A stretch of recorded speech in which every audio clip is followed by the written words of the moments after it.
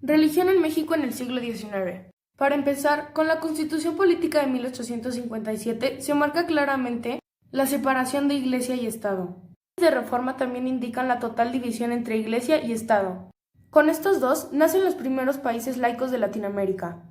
Durante el Porfiriato siempre hubo una constante pelea entre conservadores católicos y liberales. La Revolución Mexicana extendió un alto grado de anticatolicismo por diferentes regiones del país. Esto logró la promulgación de la Constitución de 1917, en la cual se limitaría en gran medida las actividades católicas que tuvieran que ver con actividades políticas. Arquitectura en México en el siglo XIX.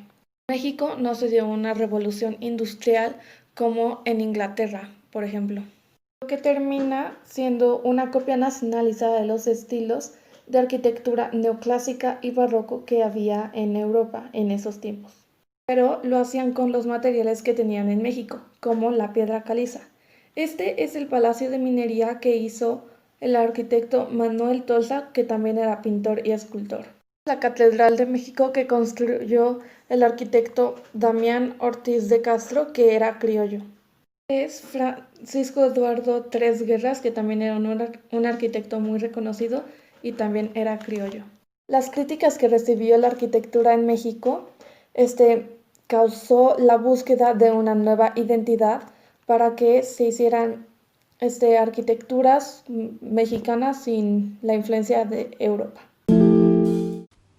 A mediados del siglo XIX, la República Mexicana no solo había perdido más de la mitad de su territorio, sino que sufría también de extrema inestabilidad política, de severa depresión económica y de conflictos tanto raciales como sociales.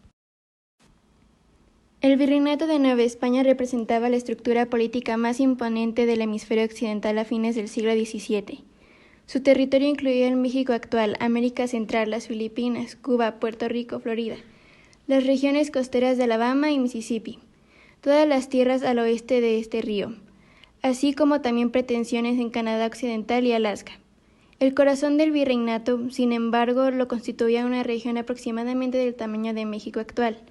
Esta área, que será el tema de este trabajo, era la parte más poblada y rica del virreinato. La cultura en México en el siglo XIX varió mucho entre literatura, arquitectura y arte. También se fue desarrollando poco a poco la música en México. Entre los años 1750 y 1900 se hizo el Día de Muertos y la gente visitaba a los panteones, limpiaban y arreglaban las tumbas de sus familiares muertos. Todavía seguimos haciendo esta tradición, pero fue empezada por esas fechas. Aunque México haya sido influenciada por los europeos, los españoles, aún contenía sus propias tradiciones y sus creencias. El arte, la música y la literatura formó gran parte del siglo XIX, ya que no todo era política y guerras y leyes, sino también tenían su forma de creatividad, de expresarse. Arte en México en el siglo XIX.